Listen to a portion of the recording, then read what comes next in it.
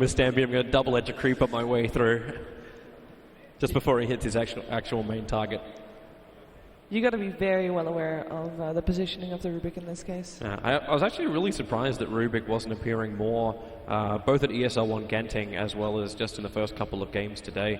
Got ignored a hell of a lot. And, okay, hello, Lena. That is unusual, to say the least. Now, Old School picked up together with Shadow Demon very common. We have also seen a phase in Dota where Lina was played mid. Where does this Lina fit in? I think didn't they play it already as support? One team I'm pretty sure already plays Shadow Demon Lina, and it's rare because people like Lesh generally a lot more than Lina because pushes towers a lot better, and it's also versus Nyx Assassin. I think Nyx Assassin does very well versus the Lina, but it is a good combination with the Shadow Demon, and I think it's also a good way to just kill the Luna outright in a lot of the fights. Yeah, unless Luna's like really on the money with Manta style, then... that's what you have the sun for, bro. Yep. Will the Luna be enough to force Lina to go... Will Lina be enough to force the Luna to go for an early BKB here? That's the thing about the Luna, because if you have a Soul Catcher and then you Ags ult the Luna, it's like BKB doesn't matter. And Lunas actually don't build a lot of HP, nor do they build BKB recently. It's been like a lot of Lance Manta style. Or a very late BKB. Yeah, or very late BKB. And I think Lina and Centaur and Shadow Demon, like, you really want to get BKB, but you also kind of don't want to get BKB because of the Shadow Demon Ultimate. So it's going to be tough for the Luna this game. I'm interested to see actually where the Lina and SD move early on, because if this actually is going to be a 4-position Lina comboing up with the SD, maybe this is OG's answer to running that Rubik and Luna. Like, this hero combination, you get a couple of levels up, and then you've got double stun, double control. Obviously, with the double magic coming through the back of those two as well. Like, Rubik and Luna can kill almost every off-laner, apart from the Centaur, unless there's like an ES rotator who's still in the pool. Then Centaur will have a very difficult time escaping. Yeah, I think they could actually play very aggressively with the Shadow Demon Lina and pair against the Lina lane. Yeah, that's what I was wondering if they're going to do. And now the IO pickup comes in. So a lot more sustained that arrives for Virtus Pro, and adds a lot more question marks to me about their mid lane. Because this opens them up to actually go for a 2-2-1 with the Nyx on the off and then the IO supporting. And you can see some really classic combinations coming out with the IO. In terms of OG, does that mean that they kind of are forced to also go for a hero with a bit of extra sustain, like a Juggernaut in terms of their cores? It depends on how they want to play it. If they want to pressure the Luna lane, they can go for like a very aggressive, like Lifesteal or Juggernaut. I think Slark also might be like okay. Terrorblade is a hero that they pick a lot. Yeah. They're probably one of the teams that runs it the most, just for that extra tower push. They don't have any tower pushers aside from the Terrorblade, and it synergizes quite well with the Shadow Demon. Kind of takes away, though, from that like initial aggro trialing potential I thought they could be running. Yeah. Because when you pick up a Terrorblade, you're not going to say, hey, Terrorblade, go one-on-one with the Nyx Assassin. I think you can. You would? Yeah, sure. He has a ton of armor. It's not like Nyx Assassin is really going to burst you down. Not much magic. You're looking at more early. like an even trade, then? That's generally not how they play, though. Sometimes they will sack No-Tail, but generally they won't just pair them straight one-on-one situations, Terrorblade versus whatever. I'm still waiting for VP to say, you know what, screw it. Like, we just pick up something more like the CK or the Tiny pickup and go for that dual mid, get early burst combination, something which both SD and Lina, even if they rotate around, or if that SD is rotating to a mid Lina, they're going to have a hard time finding that early kill. Depends on who the mid is. If it's a weak hero early, like Shadow Fiend, I think you definitely would, but the OG don't really pick those type of heroes very often for Ana. Well, it's VP who gets to see the entire lineup from OG, so they're already a good advantage for that. And they banned the SF out as the last one, so they're still looking at VP's other mid. And VP banned out the Dragon Knight themselves. Now, I know Ana plays a mean Dragon Knight, but does it give anything away about what Virtus Pro might want to pick in this situation? I think they're just afraid of the push. Like, Wisp, I think, is particularly weak against, like, the early 5-man. Same with Nyx Assassin. These are heroes that you just want to 5-man against a lot, and DK would just kind of naturally lead them to there. They could just easily push with meta plus DK form. So I don't really think it's more about the mid-matchup. It's just more about how they actually want to approach the game. So Ember Spirit already, like, kind of soft counter by Nyx Assassin, and another counter with the Invoker, and I'm pretty sure no one plays a very mean Quas Wex. Oh, yeah, he does. All right, so final thoughts on this draft, gentlemen. I like VPs a lot more. I think OG kind of picked into their hands with the Ember Spirit and the Lina versus the Nyx Assassin when the Nyx Assassin was picked already before. And I think they have plenty of ways to deal with the anti-push with the Invoker, and they have ways to... I think it's just way more well-rounded. Yeah, personally, I would have loved to reserve my comments until I see how the SD and Lina really play out. Yeah. But I don't think they've got enough to really bring down the Luna and Rubik. If the positioning and rotation from VP is good, which it almost always is, VP should be very, very stable in their lanes and take game one. Any lane in particular that we are looking out for here? I'd like to see how quickly Nyx Assassin gets the early levels, and I want to see the off lane. How much work Centaur is able to do. Okay, well, we're going to find out how much work that Centaur is indeed able to do as we head over to our commentators, Odipixel and Gods. Thank you very much, Shiva. Indeed, it's myself and Gods getting ready to take you through the final series of today here at the Dota Pit LAN. We've got OG up against VP. We've just seen the drafts. We've seen the lineups. I mean, Gods, let's talk about this for a bit. What do you think about this? Just seeing Jerax on the Lina, something... that you wouldn't have expected coming in today, a hero that's pretty much been overlooked. It's a hero I've seen him play like every now and then. I think it's a hero he really likes to play, which is probably a part of the reason it goes into picking and putting players on comfort heroes, or heroes that they just have a good feeling about going into a game can make a big difference. And I mean, strategically, the big thing is that you can burst down the Luna. The Soul Catcher, Laguna Blade, the burst damage potential between the SD and the Lina is pretty absurd, and Lina's a hero that benefits a lot from farm, because you think like, oh, burst damage support, like why don't you just pick like a Lion or something? You've got a few more disables in there, but Lina does a lot more with all the farm, and the Ags upgrade means Luna's BKB can be negated, so strategically a useful pick for them. Not perhaps quite as potent as some of his normal roamers. The Earth Spirit, the Pudge, these heroes can be a bit more disruptive in the laning stage perhaps, but the synergy between the Shadow Demon makes up for it.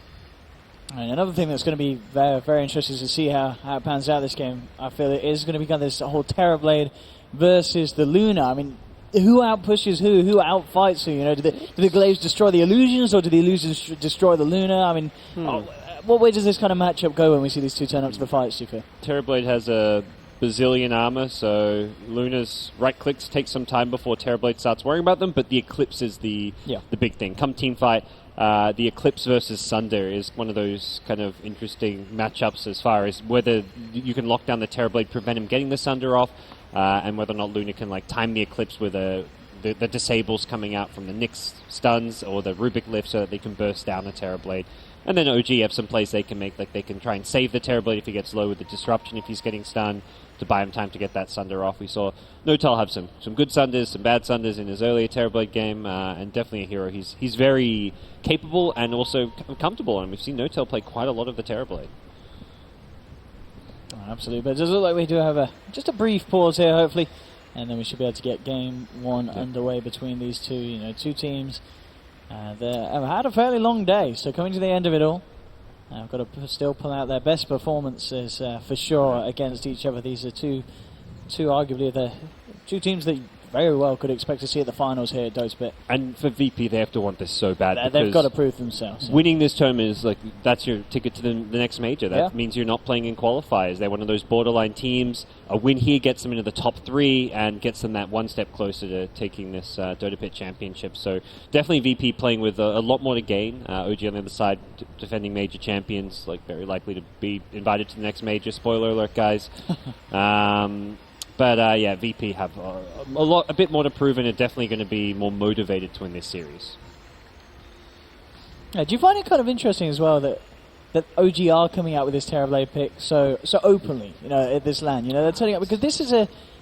I guess people knew that Notel was strong on it, but I mean, are we going to kind of see this from OG throughout the whole tournament, or is it only against certain teams, or do you think they're kind of showing that this patch, this is one of their go-to heroes for Notel? I think they're still in that pseudo-experimental phase, perhaps. It's a poor man's Luna, kind of. I think if they could play Luna perhaps over the Terror... I mean, in some ways, maybe they're happy with the Terrorblade because Notel's played it more. I mean, I can imagine Notel probably has more fun playing Terrorblade than Luna. Luna is... They're very similar heroes. That's the thing, they are. TB does what Luna does in most ways a little bit worse. Like, he has a bit more downtime in terms of pushing because the Metamorphosis has a very long cooldown. But in similar ways, both heroes fight around a long cooldown. The Eclipse for the Luna, the Metamorphosis for the Terrorblade. Luna just, it feels like you have a lot more uptime, whereas Terrorblade is also a bit weaker in lane, so Terrorblade just all around just feels a little bit weaker than the Luna, but makes up for it in kind of other ways. The power of like Reflection is one of those really cool spells which can be very good. You turn the Luna around on herself. Sunder, of course, can... Actually, that's true, yeah. That's fantastic.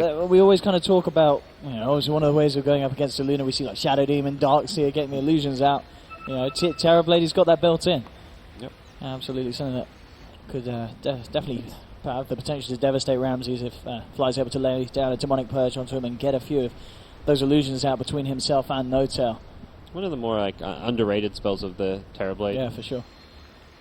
There's been times where some Terrorblades will just like max it first. Like I've seen mid Terrorblades go like max Reflection with Metamorphosis. They're not a build you normally see from a safe lane Terrorblade, nor do I think we'll see a build like that this game, but the spell is very strong. That's what I'm trying to get at there. But we'll see what VP have in store. I'm excited to see the IO come back out. That's a hero I feel is kind of being criminally underpicked on the new patch. One of Lil's strongest as well. It was kind of over previous patches at least, because as you said, ESL, a lot of us were kind of like, well, we're going to see IO. It's great, you've got these extra bounty runes, you get the baller refilled, you're going to have much higher uptime, getting to the shrines, you're going to heal quicker. But it seems like teams just weren't favouring it. VP switching it through, and I do like it here, because you look at the two lineups, Ramses, he is going to have the backup of Lil on this support that's going to be able to save him. Over on the side of OG, Fly, last time that they played the Terrorblade, they have Fly on the Dazzle. On the Shadow Demon, you're going to be able to have a quick save with the Disruption, but it's not going to nearly be anywhere on the same level as having a Dazzle backing up the Terrorblade. Well, we'll get things back underway and see how things unravel here in the early game. Definitely Jarek's always the play to watch with OG early on. He is the playmaker, he's the roaming support, and he's the one who's going to be looking to get stuff done. And he will scout Solo out on his warding mission here. Solo with no items he's just got to lift and run. Lina very swift. I guess Solo as well, with that wraparound, seeing Jarek's coming back down from the north, will instantly assume, and indeed the ping's already coming out from Pasha. This ward spot on this top banner is great, because you see to the left side of the trees, to the right side, as well as to the south river. It's a great ward spot, but it's also a ward spot that's very common, perhaps, or will become very common and get dewarded a lot. What do you think is likely with either of the size contest a level 1 bounty rune? OG more so. They're the ones with the SD Lina. For VP, they're probably looking to just secure their lanes a bit. They're sending lots of heroes to this top bounty rune. Pasha's playing very defensively in the trees. They're expecting more people to be around. Like, they're sending Lil out first because he can tether away. That's the idea here. But then they realize, oh, no one's here. We're safe. This is all good. We get a D-ward. And we'll go on our ways. Yeah, a little unfortunate there for OG. They did smoke up and try and go for some sort of movement, but Ramses was in a very good position, just kind of poised on top of the high ground and dispelled it. So OG unable to get themselves over. Both sides just picking up their respective runes.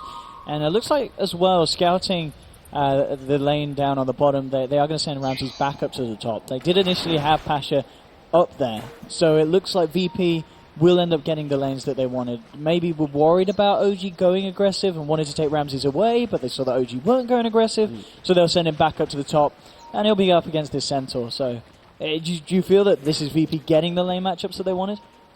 Yeah, they did not want to send their Luna against the SD Lina plus like Centaur tri-lane, or even SD Lina Terrorblade.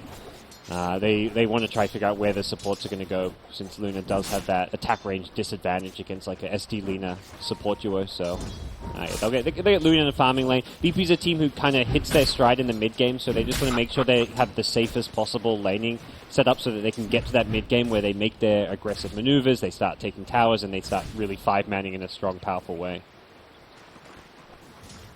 And I guess the question is as well, on this bottom lane, Toes was talking about how well the Nyx is going to be able to get the levels. Will Nine Pasha be able to get a lot out of this, or is he got to be very scared of this Shadow Demon Lima? He will if Lil can get this pull. He missed the first one. Lil at the Dire Tier 2 tower at bottom tried to tether the attack over to the creep wave and missed that one.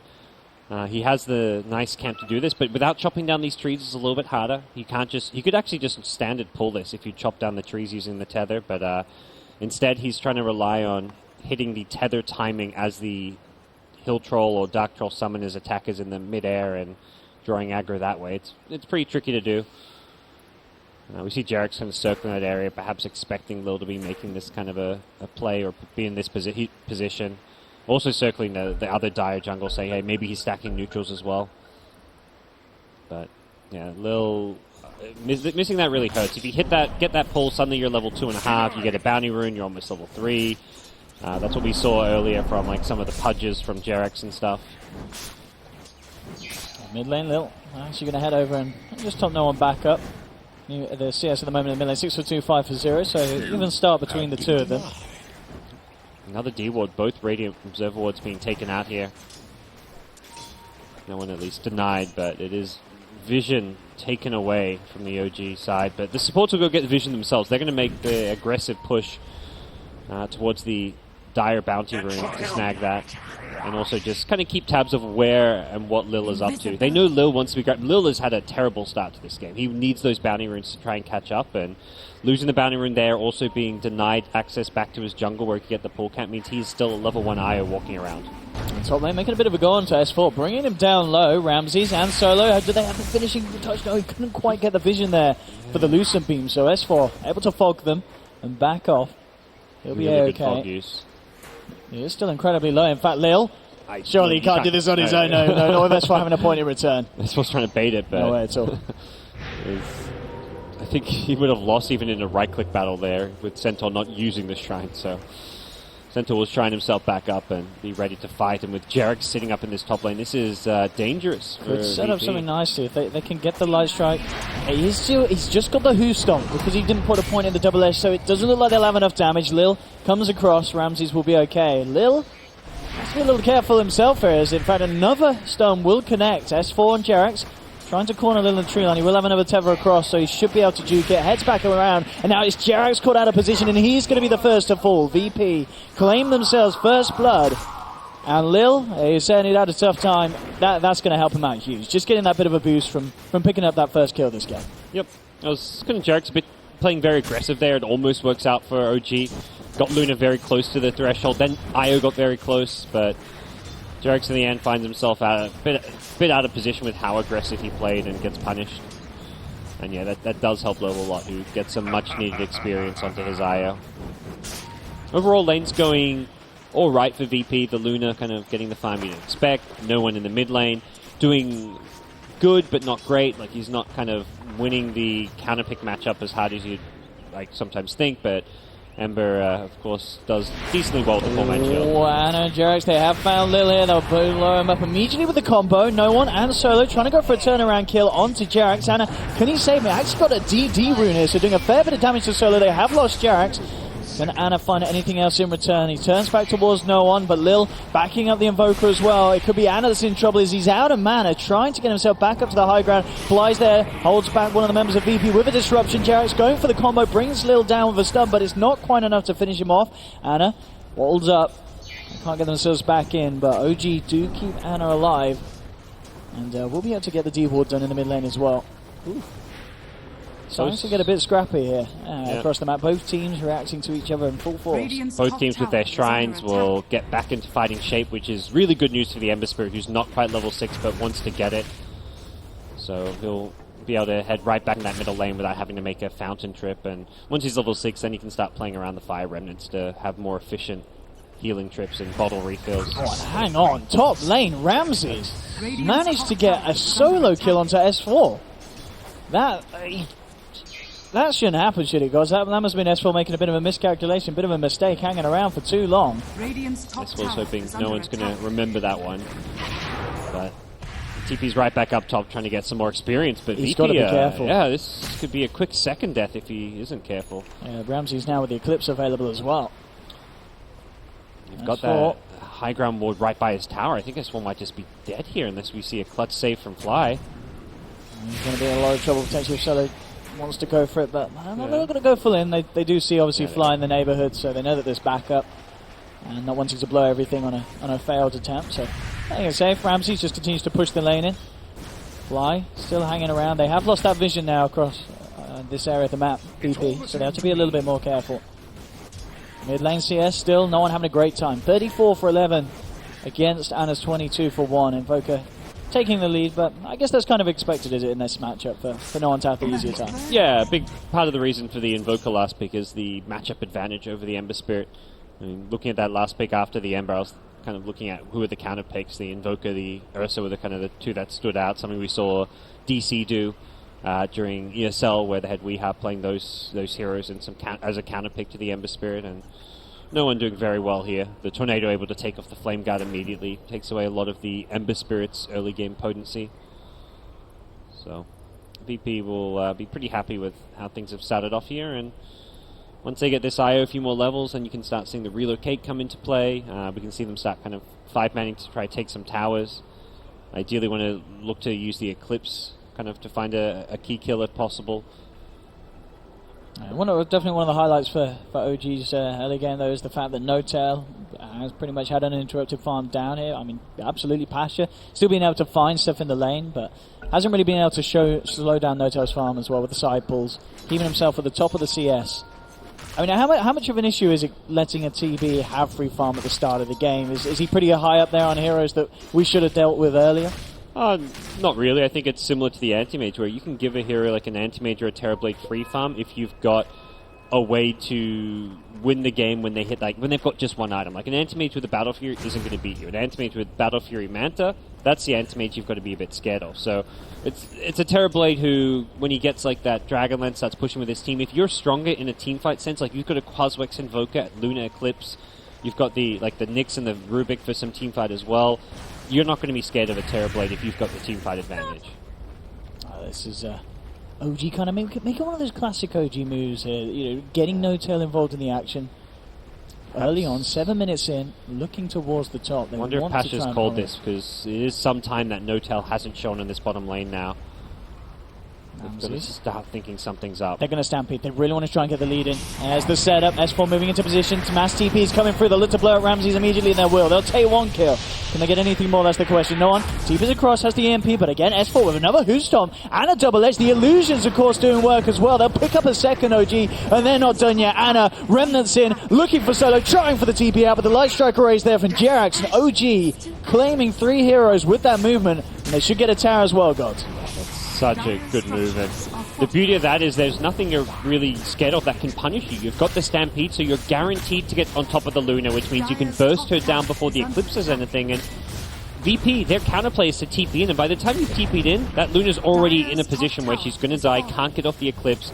The fight's lost without an Eclipse there, and that's where VP's best bet is, I mean, in hindsight, very easy to say, they should just let Luna die, head it off elsewhere, and I mean, hindsight's also 2020. Perhaps they should have maybe realized what was going on with TB's absence from the bottom lane, but OG just very fast to make that move up top.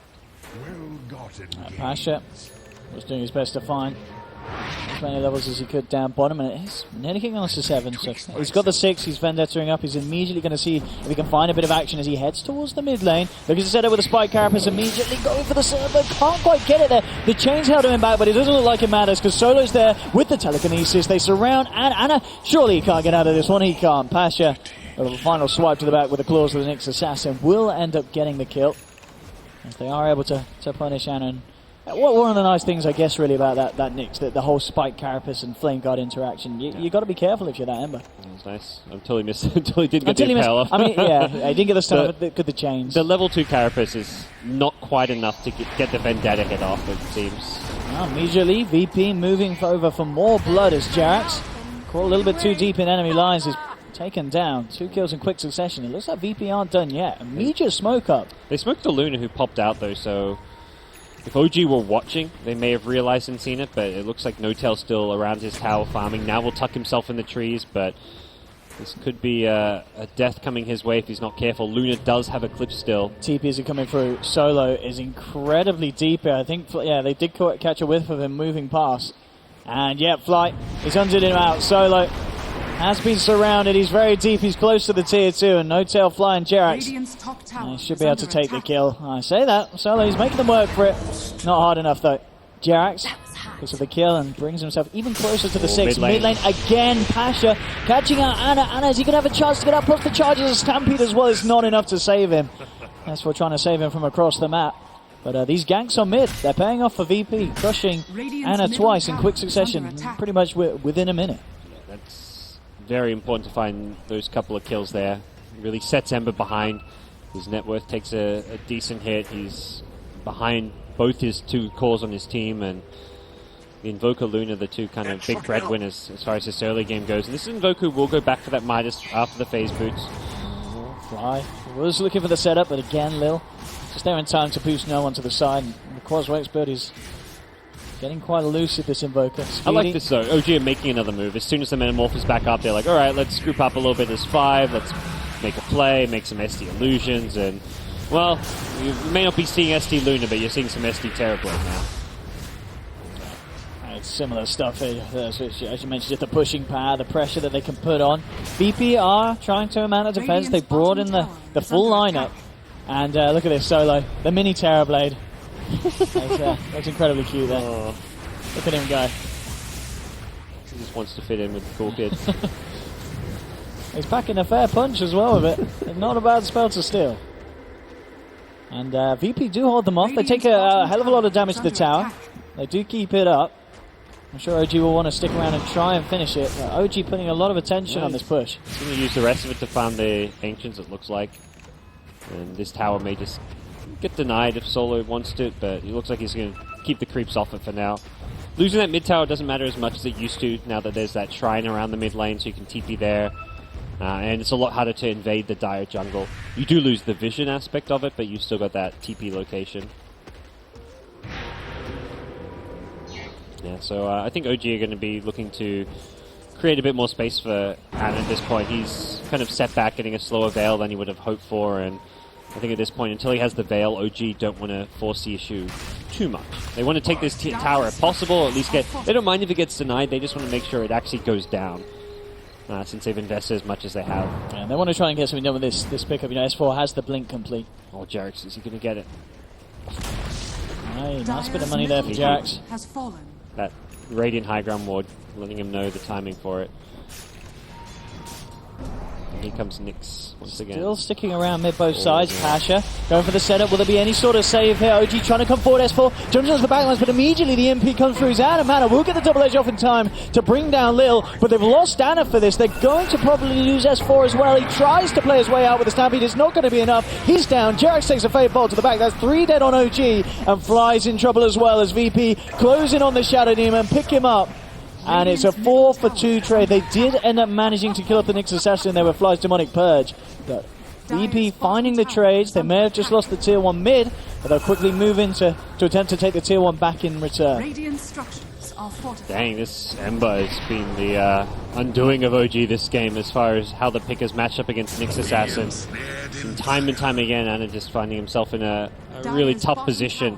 And his team go in to try and help him out. They're like, that's how Ember's good. That's a hero we've got to at least try and save, but just leads to further losses, and OG's early game has really suffered as a result. Just about to finish off that Veil at least, but it's now 3 deaths to Ana's name. Do you like this build from Ramses as well this game, going for that Mask of Madness, Luna, rather than the helm as we'd probably expect to see? Yeah, it's interesting. This is like the power farming build. I've seen like some of the more greedy players go for this Mask of Madness. This is a build that Black loves to do on his carries, going for this Mask of Madness for the super farming that you get from it. And it's a build where you're getting a lot of your attack speed and damage through the Mask of Madness active, which is something like that's not going to get reflected onto you from a Terrorblade. More sidelines here. Fly trying to lead in, but it's actually VP getting the grab on him first. That's going to be 1 down. Pasha ready to go for more. There'll be a buyback from Fly. They the combo there. S4 with a follow-up from Ana. Immediately blowing up 3 members of VP, and they may not be done yet. Pasha will find Jarex. But S4 moving up, he's going to have the Who Stomp just in time. The change is there as well, and OG pick up a 4th. That combo really bringing OG back into the game. They were starting to suffer off the back of the last few team fights, but S4 setting up the plays there. Yeah, it was a 3-man stomp into double edge. He did 2.4k damage. That's the Centaur doing that damage. It's not like he just set up the fight and then Ember cleaned up. He did the damage as well. That stomp into double edge was brutal. I think it was a Veil double edge as well, so it got amped up by thanks to the Ember Spirit. Yikes. That was just I mean, VP not cluttering when they did not want to be cluttering. I guess they just didn't expect that amount of burst, as you said with the Veil. Just ridiculous amounts of damage coming out from that combo. And it's putting S4 nice and close to his hood. SD did buyback, not really too big a problem. 400 gold lost. It wasn't a needed buyback in the end. Fly didn't really offer much on his respawn, but it was more like a, hey, we want to fight. Let's make sure we have my save. So if he doesn't hit that 3-man stomp and only stomped one, you may have seen a more even fight where it was needed for the SD to buy back. So not the end of the world there, and VP gonna, I think, look to settle down, reset a bit, maybe finish another item or two. I mean, you're playing around a Midas Invoker. You're not exactly in fighting shape as far as no one's... He's got the levels, but he hasn't got the items yet. His Yule Scepter coming up in about 600 gold.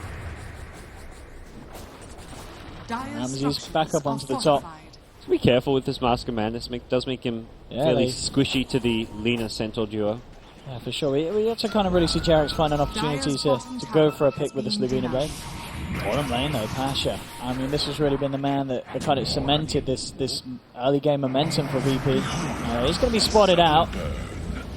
No kind of follow-up, just Fly, just giving him letting him know that they can see him. Sending him packing. In the jungle though. Ana with the invis. And an Arcane Rune bottled as well.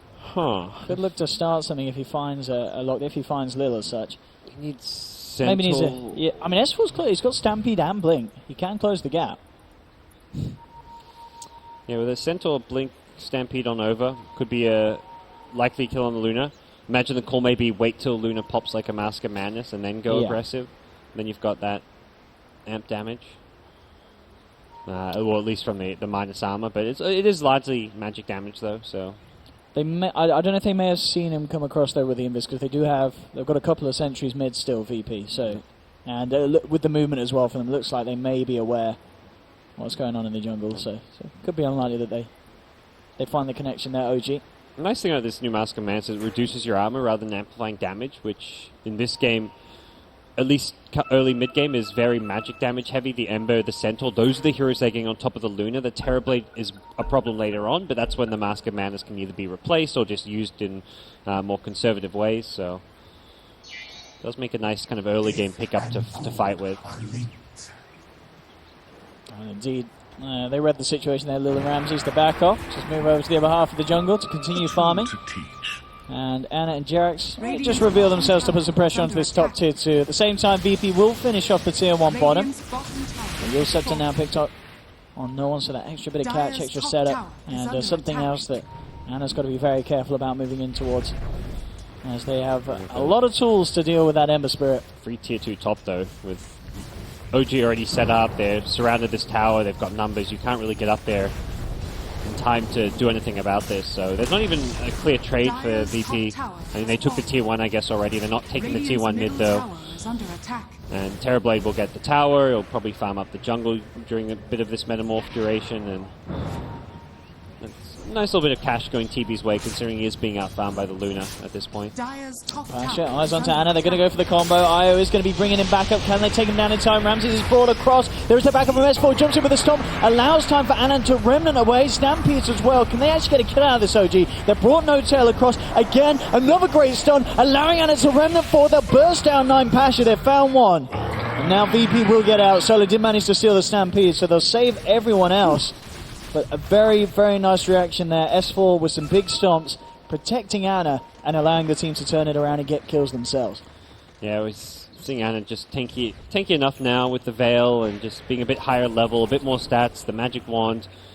They just can't quite burst him down. When you had the Flame Guard up, you get to get that initial stun and you get to try and chain stun burst him down, but with all the HP he's got, he survives through it, still had enough mana that he could fire Remnant away after a Sleight of Fist, and that kind of baited VP into a bit of a tough position there where the Centaur counterplays were a bit too much to deal with. With that, I mean, you kind of can see OG's game plan here. They're able to just take towers as 5 whenever they've got Metamorph up, and when they don't, they're just playing a bit more defensive reactionary. And once they've taken all these out towers, then we'll see them probably eye off Roshan, take out the shrines. Very systematic stuff, even though they are being slightly outfarmed by the Invoker Luna. They're playing much more as a team.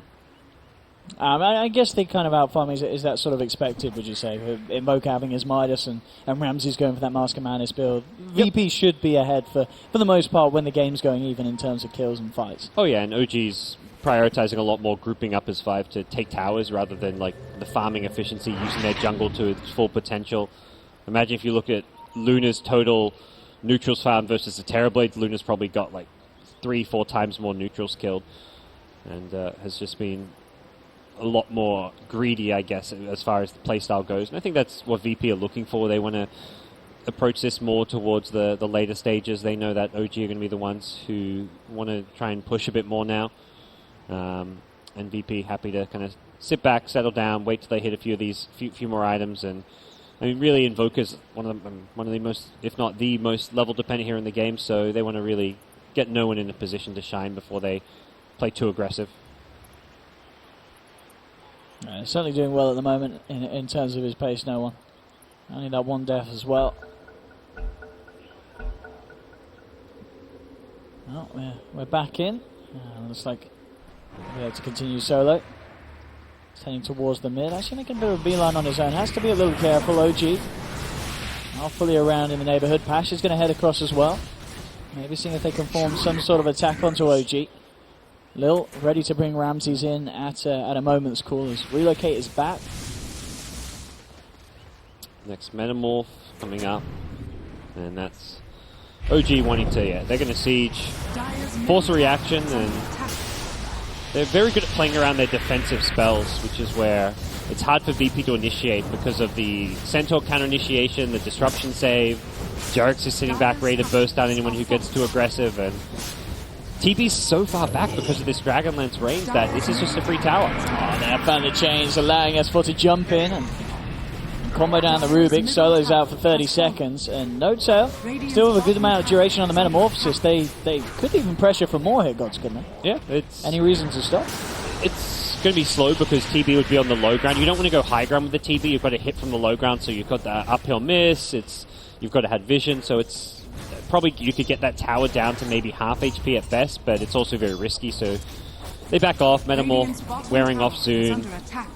Not really worth the potential losses, and they'll just, again, it's wait for their Metamorph cooldown. That's the big spell they play around. And the real difference here between the two teams that we're seeing, I kind of compared TB to the Luna and looked at TB like in some ways as a slightly weaker version of a Luna. One thing TB does is when you pop that long cooldown Metamorph, you guarantee you push a tower. Luna, your ulti's more for a team fight, and we're not seeing any value out of this Eclipse. We haven't seen an Eclipse really, one Eclipse the whole game, I want to say, maybe? VP have not been making the aggressive maneuvers. They haven't been getting value out of this spell, whereas Metamorph has been used 5, 6, 7 times, and every single time it's being used, towers are falling. Midland pressure's being put on here by VP. OG kind of teasing with the idea to fight, but they back up. They'll let VP take that one. VP claim the tower. More money into Ramsey's pocket, putting him saves very, very comfortably at the top of the net worth. 11,500 net worth at this point. It feels like what VP need to do earlier in this game is every time OG 5-man push, use Metamorph, get a tower, go and take a tower back. There's no Metamorph up. You don't really want to fight and defend towers like that in OG's position without the Metamorph. It's very risky. And if VP position right, where it's just the Luna in the front, you don't really want to engage on a one hero with the Centaur. You can take that tower pretty safely. So they need to just be in a better position to punish that Metamorph going on cooldown. It looks like they get the tier 1 mid. They're immediately top, trying to still make another go. Metamorph is back up this time, but I think VP just feel like they can get up here faster and make something happen before OG can fully react. What do you think about this decision from Mano as well in terms of his build? He's actually picked up a Blink Dagger relatively early on, so either the Veil bots into the Blink. It's a gap closer. It synergizes well with the Centaur, who initiates in on the Luna. Then Ember can immediately be on top of the Luna as well, and it also gives you that safety that you still got the Fire Remnant to escape. You don't want to aggressively Fire Remnant in because then you've got no escape plan. So you can just blink in, Searing Chains, put your Flame Guard up, do some good damage as well, and then save your Fire Remnants for escape purposes. All tier 2s taken off the board by OG. As they are ready to put pressure onto any of the lanes, and they still have that kind of little pots of gold around the map that they could still take from the shrines. A Tornado missing due to the disruption means some damage could be done here, but Logan comes in, definitely blasts Disarm, and Yeah, this will be the end of the push. Ooh, nearly catching Jarrett with that stun. Crash is immediately going to chase down so he can find anyone else, but already the TP is out from Fly. And the rest of them, they're back to safety. So VP unable to get any sort of punish, but they're holding on to their high ground. It's yet to be the opportune moment for OG to push on for more. And as we're mentioning, Farm is looking very strong for VP's cause. Ramsey's continuing to sail ahead. The gap is certainly getting bigger between him and Noto. This feels like their timing. You've got the blink initiation on Pasha. They just used Metamorphosis to do some damage. Go and get something big if you're VP. Oh, it's a good setup. The follow-up is not there because S4 coming in with a counterplay immediately onto Ramsey's Lil. Tethers across. Is he going to take him out? Has he got any sort of save here? That's the question. No. Relocate. Yes, there we have it. Just in time. Will remove the Luna from the fight, but Pasha's left behind. Solo as well in a lot of trouble as Anna and the team chase him down. Pick up a second.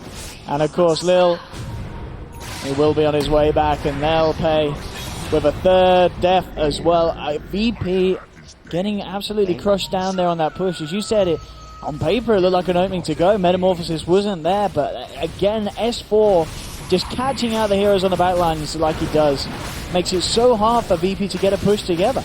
Yeah, this Centaur Ember duo just with a ridiculous amount of burst damage, and I don't know if that was the best target to go in to support Lina. Invoker also, I mean, going for the Sunstrike missing a bit unfortunate, but that's not really anything to do with how that fight went poorly for VP. No one needed to be there with the Tornado, the EMPs, and offer a bit more in terms of overall utility rather than just a attempted Sunstrike. And it didn't seem like VP were all quite on the same page with that move, and as a result, it's VP finding themselves on the losing end and potentially losing a Roche because of this. Overall, VP are still in the lead with overall net worth because of the farm that they're getting. This Roshan would certainly offset it if OG get away with it. The Dire have scanned it out, so VP know that OG's in the area. Pasha to lead the right way, and their team should be able to arrive in time to contest this here. OG do have to be a little bit careful. VP could get a really good jump. They're going to leave Notel in the pit probably, but no one comes in with a nice combo. Immediately comboing Notel down low, will be kept alive by the pipe. He gets a good Sunder off onto Pasha. S4's there with the play to bring down the Nyx assassin. Ramses in the middle of it all with the newly found BKB with the Eclipse, bringing Notel down low. He's not got the Sunder, of course, to save him. There'll be a defensive disruption from Fly. Ramses has got to back off as he's been demonic purge. Immediate change onto the Rubik. The S4 again getting into position, taking down a fourth as VP fall. OG secure their position around the Roshan pit, and they should be able to get away with finishing it. No one's still alive, but it's questionable how much he can do on his own to disrupt this. He'll send in a Tornado, but he's already heading away. Notel's pretty low. Oh god, that's close. Notel got past the bottle. That bottle from Anna that he got saved his life there. He got over the two Tornado. charges. Yeah, he got 2 charges out of it. Grab. Yeah, he goes. Yeah, he just. Wow, a very painful fight there for VP, really. Ramsey's, as I said, turning up with the first use of the BKB. He just couldn't quite kill Notel, bringing him very low, but the pipe, the Sunder, it all worked out. And again, S4, he has been having a great day today, and this game is certainly not an exception. 7-10, and each and every team fight, the Houston's making the difference. Yeah, for all the farm on this Luna, she just hasn't felt like a huge threat in these fights. Her ability to do damage has been kind of taken away by S4's great initiations and the burst damage coming out from like the Lina, the Soul Catcher as well. There's an Aether Lens now to go with the Yules on Jerax. And this is such a aggressive potential that threatens this Luna every time she gets near a fight. Coming not just from like a Centaur, but from a Lina and an Ember Spirit. All this magic damage makes it very hard for Ramses to fight. And he doesn't have and the Nyx is kind of trying to be that frontliner, but we're seeing Pasha often just get blown up at the start of the fight. So here that kind of wants to Vendetta in, but also may just have to blink in, so it's a very tough game for Pasha to play this Nyx hero. Runner's found Lil on the backlines here. Stampede to set up, needs to burst him down. Well, with S4, they'll make short work of the Aya. Again, OG finding the pickoffs, opening up the map and setting up to taking down a shrine. More gold into the pocket of OG. SVP won't be able to do anything in response to keeping that shrine alive. And still Ramses. I mean, it really does feel like he's obviously got the butterfly queued up. He needs that butterfly because even with the BKB keeping himself alive, the damage still isn't quite there for him to to really have an effect against No-Tail's Terrorblade. No-Tail's just going from objective to objective, and this is even kind of like before that super scary TB stage. The Manta's now there with the Dragon Lance. It's like the first push or fight with it, but it's really just been the straight up Metamorph. Just go down the lane, push, and do what you can. And kind of see No-Tail, even from his talent, he's gone for the plus health over plus damage. It's damage just for your heroes, since your illusions aren't getting that damage, I believe. Actually, I don't know how the talents work with your illusions. I assume they don't. But No, I assume it wouldn't it? It's just got flat health. I imagine it was like bit boosters and such. Mid lane, No-Tail, ready to go. Puts the Metamorphosis, and incoming with the push. Can VP hold them back? They've got pretty good high ground defense with Norn's Invoker and such. And already looking for some sort of a setup here. EMP's laid down, forcing OG to back off. S4 did actually put the Hoostop. Looked like he was trying to go for some sort of a blink, but his blink was cancelled. Holds him back. Probably for the best, as you've got to be careful jumping into the high ground here. No-Tail already falling incredibly low and out of mana. This Invoker hold certainly proving to be an issue for OG as they try and make it up to the high ground. Yeah, they're holding, but they're not really threatening to go in and get aggressive. They're just delaying the push, which is good. That's what they need to do. They don't want to leave their base, but they're just kind of minimizing the damage OG is doing to this tier 3 tower, actually keeping it above half HP as Metamorphosis wears off. So very good effort from VP. There'll be perhaps, no more mana. This age is going to expire around the time Metamorph comes back up, so that's pretty much the one big push attempt OG had with the Aegis and Metamorph. So VP, more Pasha might get himself a bit of a freebie here. He's actually going to whiff the stun. Jerax immediately just holds back the Nyx Assassin with the Yule. Stampede from S4, and Jerax out to safety there. That missed stun kind of costing VP a free potential kill. That's a bit annoying. Looking at the kind of net worth, you kind of see the problem VP are going to face. They've got 2 very farm cores, but OG have 4 heroes getting decent farm. So yeah, Terrorblade, Ember, they're not as farmed as this Luna, but you've got farm on the Centaur, on the Lina. There's a Lina who's queued up a Rod of Atos, could go into an Ag Scepter if she wants to for the Luna BKB. The Centaur is going to have an Ag Scepter. That's a really teamfight changing spell. You pop Eclipse and suddenly Centaur uses an Ag Stampede and no one's taking damage. It's really going to become a story of 4 heroes playing like cores on OG's side against 2 on VP's. So I do worry for VP's ability to transition to the late game. There's a tremendous amount of pressure, probably more so on the Invoker than anyone, to be that super scary late game Invoker. Solo. He's getting caught out by Steals the Remnant, able to get away, and now VP comes straight into the fight. Put the BKB, the Eclipse, and Remnant's up to the high ground. In fact, he's just going to TP out of there, and it looks like he will get himself safely away. S4 is already being picked off, though. They'll surround Fly. VP will take a second here. And Jerax reveals himself with the Laguna Blade. He's now kind of surrounded in the tree line. The illusions actually forcing him back as well. No-Tail tried to turn up to back up the team. Anna's back in. In fact, a jump forward from Pasha. Despite Carapace, but he's not going to be able to catch them out. And in fact, Jerax just turns around, takes him out of the Dragon Slave. Now Ramses and Norn are able to beat down on the Lina, take Jerax's life. So overall, VP getting the fight that they want, really, is a good bit of a gold swing. Anna will get himself out of safety, and No-Tail surviving. So kind of the 2 big cores living. But a good fight for VP there, good reactions, and maybe just OG getting a little too kind of hungry for blood as Anna jumped forward there. So kind of close to the realm of the tier 3. They felt like they had a good position to go for that maneuver, I imagine, with the high ground ward.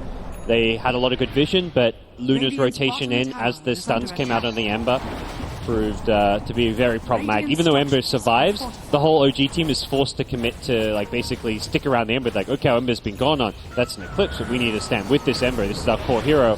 And then suddenly it's a fight being turned around. Once the Centaur goes, the Centaur is very important for this OG team fight in terms of damage control. That 13-second cooldown on the hoof stomp has been a key disable for them. So S4 dying early on in the fight is a good way for VP to try and approach things. And Ramses is just getting absolutely massive at this stage. And thanks to fights like that and such. Lincoln, not the butterfly, so wants to stop the disruption coming out on him, at least partly. The Sunder, of course, very good at stopping TB, just randomly sundering you in a fight when you're not expecting it. The Laguna Blade. It's pretty nice because there's not many easy spells you can just throw to cancel. I guess the Demonic Purge is perhaps one, but that's not... I mean, how do you kind of free up your slots? You've got a lot of effectively defensive kind of secure items, and damage isn't really going to be there at the moment for Ramses. They can look to use the ultimate, I guess, for damage. He'll probably replace the Mask of Madness with the Butterfly next, and he's so far ahead in farm that like he dishes out damage just through levels and having just what he does. Like the Lincolns is still at least some stats and some like a tiny little fraction of damage. Or OG have the high ground here. No one. S4 with the lead in, the perfect stun locks down, immediately just getting blown up by Laguna Blade, and they're not done yet. They're going to look for another core, but Ramses pops the BKB, ready to turn No-Tail with his BKB as well, manning up against the Luna, but in fact, the damage is too much. No-Tail fully alone, he's out. No-Tail's down. There'll be a buyback from No on VP. They want to find more. Solo remnanting forward, another remnant to close the gap. Onto Fly, telekinesing him back into the Sunstrike. VP take a third. Big fight again for Virtus Pro. OG starting to slip, it feels. Yeah, No-Tail was like running around. He had the Sunder. He didn't want to use on the Luna, who was about the same percent of HP as him. He saw a chance to go for the Rubik, but didn't get it off. If he got that Sunder on the Rubik, could have been a different fight for him, but... And I mean, just look at the damage Luna did. I mean, with the Eclipse and at the right clicks, I mean, as we said, he doesn't really have a damage item as such, but, I mean, as you said, it's a Luna, gods. He's just going to punch like a ton of bricks. And you can't easily go on that Luna with the BKB and Linkers. The two defensive items guarantees that Luna can just stand there, just glaives away. And by going defensive items, it means she's really dishing out more damage in a team fight as a result. And OG got a bit overzealous there. Like the pick-off on Invoker was big for them, and they just needed to kind of reset, settle down, and kind of make sure they play around a better position. Wait for the catch themselves. They just kind of ran at the Luna with a Searing Change. They didn't have any clear follow-up to it, and it was a very easy turnaround for VP. But Roche has come back up, and that's something where OG will look to perhaps go back to that more calculated strategic approach, take an Aegis, and then look to slow siege the high ground using that Metamorph. That mid-tier 3 tower still around that half HP mark, something they'd like to kind of snag when possible. And with an Octarine on Ember, they have very high uptime on Ana's hero. Let's see if they can get the catch. Jerax leading the way, has that Yule Scepter set up. Well, this could be a dieback for no one. If they can catch that Invoker, it'll be huge. S4 again with a big Who Storm. There's immediate passion with the return, but they jump forward. No one BKB'd. Yule's up as well, trying to get himself out, but he's down. They've lost two. That indeed is Invoker out for a good 100 seconds or so. Sleight of Fist for Mana to cut down a third.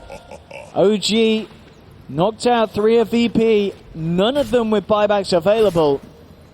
And Metamorphosis has just come back off cooldown, so OG ready to push up to the high ground. This is pretty painful for VP. They have a fortification, but no Invoker for 70 seconds. I don't know how they're going to hold, gods. I don't think they hold the mid lane. The question is, how do you hold your tier 4s or your other lanes? Because OG aren't going to stop here. They're going to go for a second lane of Rax. They head bottom where the tower is already low. It's looking like a second lane. I don't think they can stop this second lane. Luna's already like pissed off to the bottom lane, like, I'm out of here, guys. I'll defend later on. At least wait till it's like a 4v5 without the Invoker, and there we go. Luna's back. They're going to defend this third lane of Rax. As we'll get a second to think about how they do that.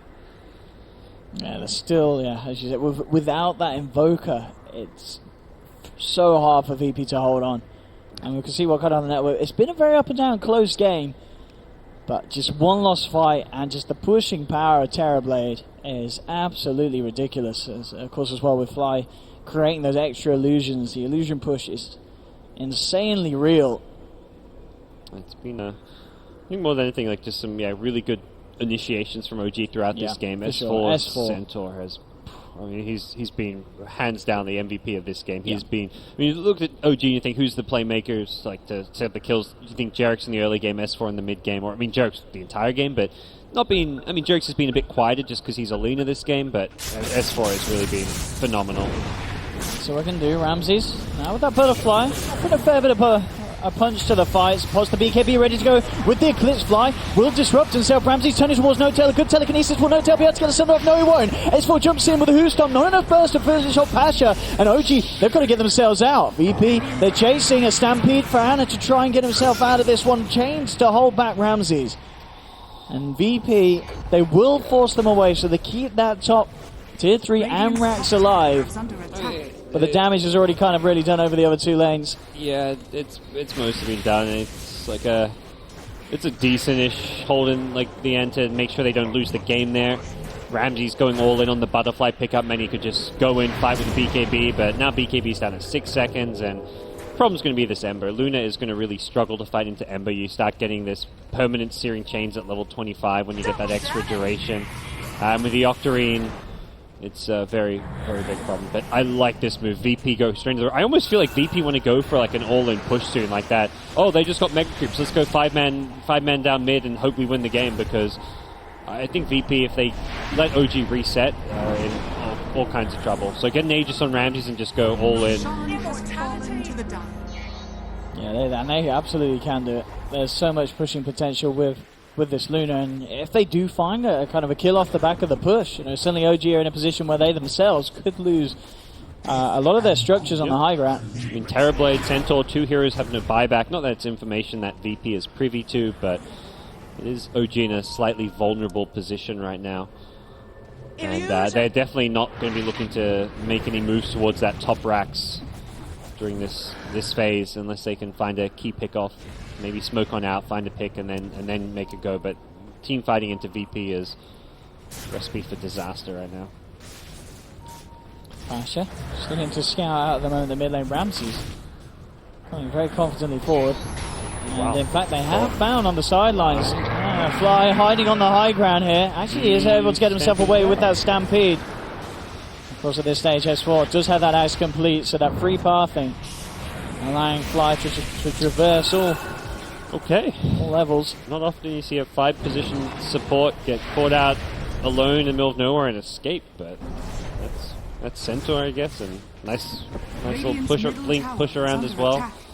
I like this from Anna, just making sure that he can punish the top lane if they go for that all-in play. Even though you're an Ember Spirit who doesn't do physical damage, you're at least in a position to threaten with some, at least minor split push. And yeah, no one's TP'd back as a result, so... VP, if you're an OG shoes, you're just thinking, okay, let's get to the timing where this Aegis expires without losing any team fights or losing any racks, and split push is a good way to kind of get there. What do you think the next big item will be for the Evoker? Looks like he's going to queue up a Lincoln Sphere as well himself. Okay. We've certainly seen it already. It has saved, Ramsey's lives as such. It does make it a lot harder for Fly to get that setup or indeed get those powerful illusions of the Luna out in the team fights. Yep. I was wondering if he might get like some extra lockdown, get a Hex or something for the Terrorblade to make sure he doesn't get off his BKB or Sunder in these fights, but not a bad option. Defensive, but I think you're in that position where you just want to make sure you can stay alive too much. There's reflection illusions here. Forcing Ramsey's back. Has got the backup of Lil, Pasha, and Solo. No one now as well in the mid lane. VP with the full 5-man. Anna continuing to TP out, and as you mentioned earlier, just constantly putting pressure on these side lanes, so VP aren't kind of given the free pass to stay out on the map as a full 5-man. Kind of knows that between at least like the Dragon Slave, the Shadow Poisons, that his teammates can clear creep waves pretty well, so he's going to continue to force those TPs back to the side lanes, and this is being just very slow, steady split push from Anna, just buy time, bait out the Aegis expiring, and once the Aegis expires, that's when you can kind of expect OG to make perhaps a bigger move out on the map. Axe now completed here for Solo. It's one of those things, these games where it feels like Rubik hasn't done a whole lot, but you look around and there's been some alright spells to steal. I've seen her get a really good hoof stomp in a couple of fights. We've seen him make a few plays with the Remnants. Yep, yeah, the Remnants he made a really good juke at bottom lane where he got away from the Ember Spirit, but they're not spells that he's stealing that are going to win his team a fight. If he can get his hands on something like the Stampede, then yeah, he can win a fight for his team. Kind of a fan of this as well. No one actually he scrapped the Lincoln Sphere, just went for the Octarine instead. Yeah, that's a... I mean, Ag's Octarine, he's got great levels, level 23. He is going to be able to pull off a fair bit of magic in these fights. That's the item which will more likely carry your team the game. Lincoln, it's like you stay alive, but are you really going to win the game with the Lincolns? Going for an Octarine, even into like saying like a Refresher, it's like that's the kind of build that can win your team the game. Even though you are a bit squishy and more vulnerable. So VP, they hold on, but still tough. They're down those 4 racks, and they're not going to get anything. I mean, what they get out of the Aegis is that OG themselves don't get. Because if OG got that, game just ended with a 5-man push down top. So it does buy them some time to farm a bit more, get a few more items. I mean, Ramses is kind of close to that 6-slotted point. He's going to probably replace the Aegis with this queued up Skadi, so he gets more stats, more survivability. But that is more stats that can be turned against him through the reflection. But even so, once yeah, there we go. He's a couple hundred away from that Skadi, and we'll know that the Aegis expiring is going to give him the room to pick it up.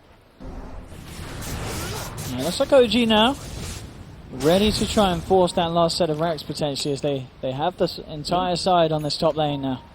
Just as the Aegis expires, they've suddenly moved down the map. For the last 5 minutes, they've been near their towers. They've been on their high ground. They've been playing around like their tier 2 at top. They're maybe where their tier 2 at mid would be. They've been very defensive in nature, and you see a big shift in their position. Even the fact that Anna is with the team, it was him split pushing top, split pushing bottom.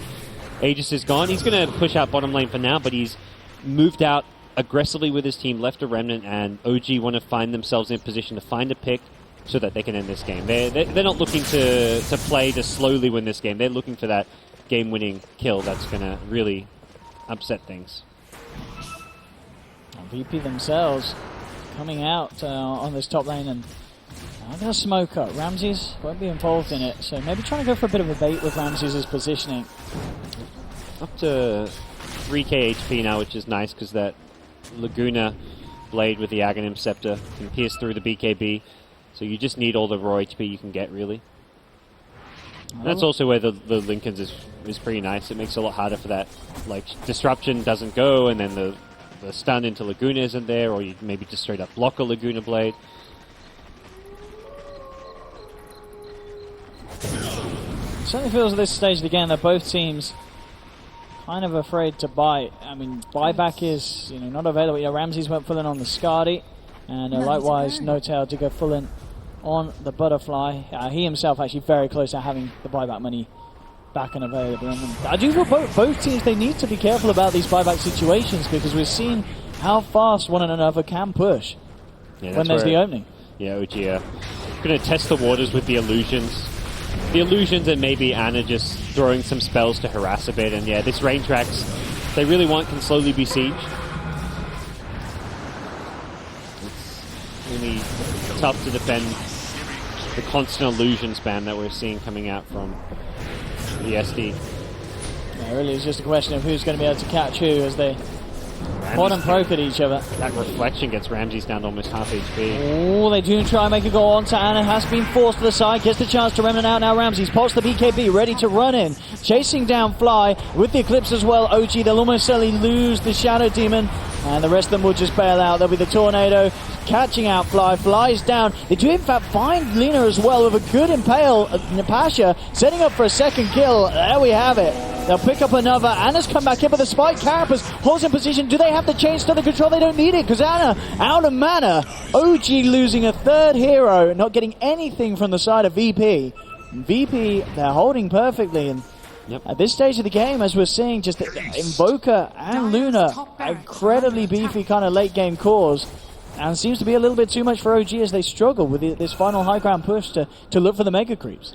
Yeah, Invoker, one of the best level 25 late game heroes in the game.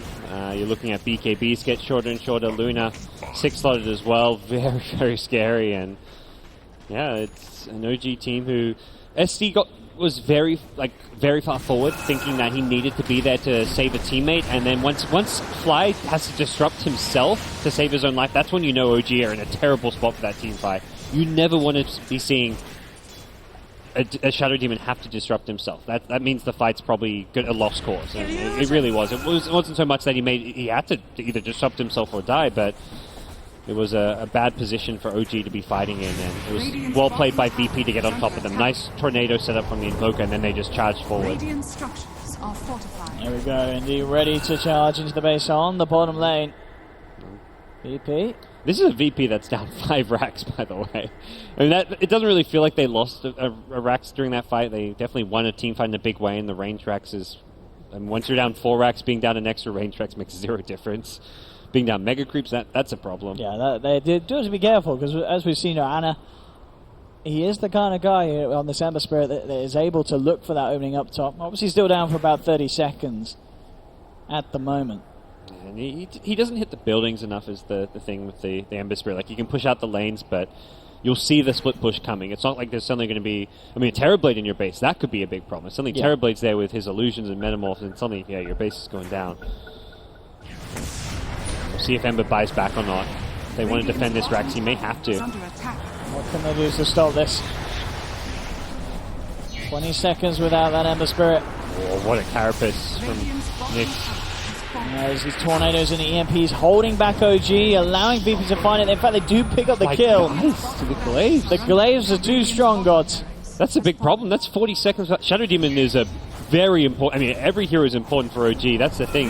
When you're playing this 4-core lineup, or really 5 heroes with farm, you need everyone alive to fight this. The Glaives, they brought Notel down to half health. I mean, Ramses, he knows his power. He just pops the BKB. Will look to take a second set of racks. There'll be a jump in from S4. Immediately has to force himself out of that. The stolen Stampede being used by VP. Now there's the turnaround. The original Stampede from S4. Notel in the midst of it all, trying to man up and fight. Will be able to cut down onto the Rubik. And now moving in for more. Lil will relocate out just in time. Pasha, they have got the vision on him. S4 carrying the gem.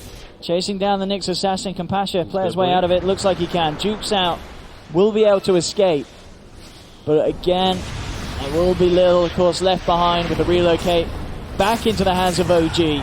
As they will end up taking down both of the supports, but of course the damage kind of really done as VP were able to claim 2 full sets of racks. I wonder if OG could have tried to defend before. The problem with defending against Luna is once that tier 3 goes down, you've lost like that lane of racks. Like, that's when the glaives start bouncing around. That's how Fly dies. The bouncing glaives onto the racks, onto the buildings, onto the huts, the shrines, and onto the Shadow Demon in the backlines. That's where you can't even... The second you try and move forward, you suddenly take like hundreds of damage. It's a good spot. They really need... that's the thing. They need to defend before the tier 3 tower. I think buying back on the Ember would have been enough to defend that tier 3 tower with and deter VP from pushing. It just puts yourself in a position where, we just bought back on Ember. If Ember dies, we perhaps lose the game. So they didn't want to... They basically chose to lose at least 1 set of racks and in the end 2 sets of racks and to not put themselves in a position where Ember had to buy back and be playing without buyback. So he's still got buyback now, but you're down 4 racks. It's a lot more even, if anything, slightly VP favored. Have you seen this as well, guys? The double butterflies out on Ramses this game. I saw he had it queued up. Yeah, this is a lot of agi. I'll tell you that. Pop that flutter, and I guess you got enough movement speed. And there's no heroes that want to be building an MKB on the side of OG, so obviously evasion doesn't stack additively, but still multiplicatively, it's better than 1. Oh, we got the disruption. That's some damage. Put those illusions on that Rax. Oh, Ramses is going to get himself back out. Notel pots the BKB, wanting to fight, going in full force here. Notel and Ramses manning up against each other. Jarex with the axe, looking at the blade, bringing Ramses down like that with the Summoner. Notel keeping himself alive as he takes the life of no one, and they are going to lose the Luna. Ramses buys back immediately. Pasha buried up at the moment, looking to do his best to hold the high ground, will force OG back. Well, they're going to want to chase if they can, but... That did cost the buyback there of Ramses, having to invest for that defense. So OG... That's the outcome OG were looking for. They win the fight, force a buyback, they can now regroup, prepare for Roshan if they want. They've got, also by just being up there, they get the aggressive wards down as well, so they've got good vision on that top side of the map, and very well played team fight by them. They managed to get the disruption on the Luna as well as the Laguna Blade. Often we're seeing the Lincolns being a big problem for OG as far as getting spells off onto Luna, but if they can get spells onto Luna, it's a very different fight. No one very close to reaching that level 25. I mean, obviously in this situation as well, a lot of invokers like to get the AoE Deafening Blast, but because you're up against kind of this point where you're having to hold a push, and as an Ember Spirit, do you get the reduced tornado cooldown, do you feel? Or do you still get it's just the AoE? Just too good to miss out on. Probably the AoE against the Terrorblade and all these illusions. You want to be able to just hit as many people as possible, and also the disruption illusion. So it was the immediate deafening blast. Like once Luna get disrupted, VP had to fight and commit because those Luna illusions would instantly destroy the racks. They actually use spells on the Luna illusions more than they were using them on the OG heroes, just because those Those 2 Luna illusions with the double butterflies would have torn up the VP base. Ramses into the pit. Can OG do anything about this? If they win this Roach fight, it almost certainly could be the game. Anna and Notel ready to go in. Proving hard to do so on the side. No one used up. Anna jumps in, but immediately no one pots the BKB, turns towards Fly. Fly forces back. Anna jumps into the midst of it all. Bringing them down low. Lil falling down, and they'll take the IO. They'll get the kill to the Invoker as well. Pasha buried up, but it's not good. Is it going to be enough to keep him alive? It looks like he is. They can't quite finish him off. Finally goes down to a side of Fizz. There'll be a buyback for no one, but look at the damage that Ramses is dishing out. The dual butterflies are too strong by the looks of it. 2 buybacks from OG as they come back into it. Roshan will remain alive. Oh, Notel did not save for buyback. He bought the javelins, didn't sell his ring. He doesn't have buy. If he had buyback, he could buy back and secure Roshan, possibly win the game. It looks like they may get it anyway, though. Yeah, they will get this anyways. I mean, VP, if you're really scared now, you have no buyback on Luna or Invoker. This game is really at a kind of all-in-ish stage. And getting an Aegis on the Ember Spirit who just bought back, very, very useful for OG. So they will still get it anyways. Terrorblade now has the money for buyback. He won't have to use it. And now they can push forward. They can perhaps farm a bit more on Terrorblade to make sure he has buyback once again. And then go for that last Rax with Aegis, with Cheese. And try and find that key pick-off on one of these core heroes to take them out of the game for a long, long time. VP throwing a lot into that last fight. Yeah. We're seeing gold swing. It's up and down, up and down. So even still. I mean, Fly's doing a really good job of getting on top of the Luna, finding a timing to get the disruption illusion. And the second Luna's disrupted, VP are like, alright, we're going to fight, we're going to throw some stuns at those illusions, stun the rest of OG. OG's trying to go in off of that disruption. Anna's got to be careful. Ooh, Pasha. Nearly catching Anna out there. Not the time to be getting too greedy as an Ember. You've got your items. They've got to be ever so careful at this stage of the game. Hex on the Invoker. That's the other big item that Anna has to be wary of. That extra lockdown and initiation. Does have the Lincoln. Has the BKB in the stash as well that you can bring out. Perhaps more for Notel. Like if you go on him, he's not got the Lincolns, and you can get him before a BKB or after a BKB and stop a Sunder from happening. So definitely useful to have here. But we'll see how VP handle this situation. They're going to be feeling a lot better now that they've taken those 2 lanes of racks themselves. And before that, it was a 5 racks advantage. And right now, the big problem is really like OG. You've got the vision everywhere. You've got the Aegis and Cheese. You've got the buyback advantage. Both Luna and Invoker without buyback. Meanwhile, Terrorblade actually going to go for the MKB. Doesn't opt to stay. I guess you've got no travel, so if you buy back and you're going for a push, you can't immediately get back in the fight. But having the MKB against this double butterfly now going to make a big difference as far as DPSing through the BKB. When Luna BKBs on the front lines with double butterfly, she won't be immortal. She'll have TP illusions with MKB, as well as a potential Laguna Blade coming directly at her face. And OG, realizing this position is strength, poised on the top lane, ready to go.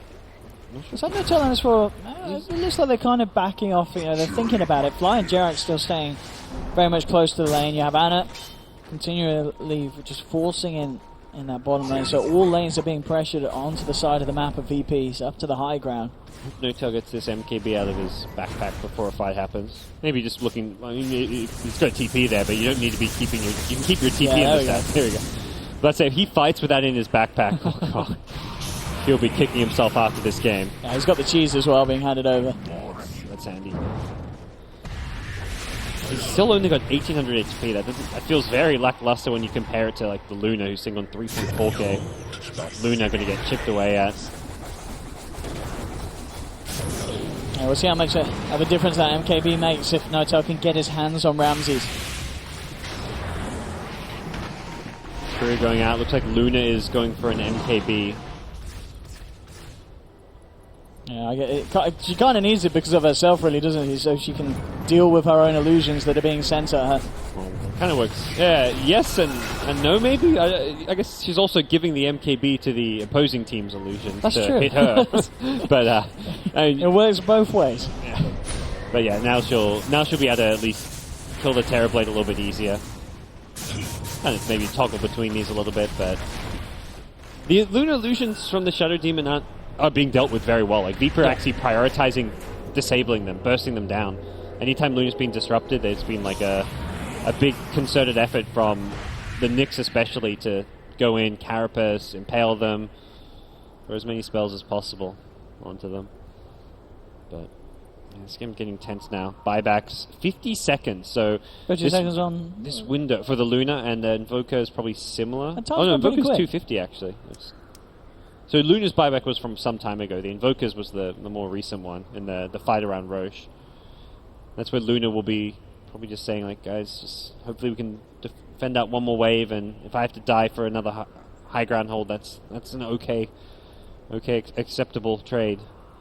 Interesting though as well, it looks like, Ramses did sell, he sold his second butterfly to buy the MKB. Yeah. Well, he's seen the MKB on Terrorblade, so that double butterfly lost a lot of its value. Still okay to have one. You're using the flutter to move around a bit. It's great agi and all that, but you're kind of looking at more raw damage at this point. The stacking no longer quite as useful. And we've actually smoked up here. Not sure how well this can work. Nice ward from Jerix on the high ground, and this could potentially set them up for something. Got the Atos into the Soul Catcher combination onto the Luna, jumping from S4, but immediate tornado, no one's there with the combo. S4 hexed up, Ramses puts the BKB, ready to go with the Eclipse as well. Anna still going to jump forward, looking for Pasha with the Sleight of Fist, bringing him down low. Anna getting nuked down out of the mana though with his mana, but immediately ripped to pieces. The Aegis on the floor. Lil he keep himself alive here. No-Tail pounding into him. Will take down Io already. VPR having to back away. Anna turns towards Pasha. Pasha forced back with the Vendetta starting to back off. There'll be a buyback from Solo. They have kept the melee racks alive for the time being, but immediately Solo stunned up. There'll be a jump in, but immediately S4 again with the reaction play. Hitting the two-man Husum, opening the final set of racks to be taken down as OG have now claimed Mega Creeps. And with 3 heroes down on VP, no buyback left on them, there's very little they could do. Ramses is going to send himself forward, tries to manta off the Light Strike array, but it's not going to happen. Ramses is down. OG have done it here in game 1 and finally take the victory. I mean, boy oh boy did VP make them fight for it. OG proving to be the stronger side at the end of the day in this first game. Some very flashy performances, but once again, you've really got to talk about S4. He showed us one of the best performances on center, I feel like we've seen in a long time. That was, he controlled that early mid-game so impressively. That fight at bottom where he hit the 3 hero storm, that was where VP seemed to be finding their groove, starting to make some aggressive moves, and suddenly he turns around some VP invasion into their jungle with a 3-man stomp into the... That was the Ember's recovery. Up until that point, Anna was getting... grabbed on. And Anna did recover. You've got to give kudos to him how he kind of climbed his way back up after those 3 very damaging kind of pickoffs that were done from Pasha's rotations at the start in the mid lane. Ends up the game 14-5-18. Anna just showing that he's definitely a player that can recover from a start that was pretty horrible. Yeah, I mean, OG really prioritizing, making sure everyone got farm, got key items. It was the fact that Luna had to be worried about a Laguna Blade, had to be worried about disruption, had to be worried about the Ember, the Centaur, the Terrorblade. Every single hero posed a threat, whereas on VP's side, the Io, the Rubik, they're playing this very true defensive support nature, sit behind, wait for a counterplay. Like, Lil's involvement was pretty much just sitting behind Luna, tethering and overcharging to help keep her alive in the fights as much as possible. We weren't really seeing any aggressive plays using the relocate. VP were just on the back foot for too much of this game. Definitely as as close of as a matchup as we expected from games in this series between these two sides. OG versus Virtus.pro. OG to take game 1. Don't go anywhere, ladies and gentlemen. We'll be right back very, very shortly with game 2 in this final series of the day. We'll head to a short ad break and we'll see you in a minute.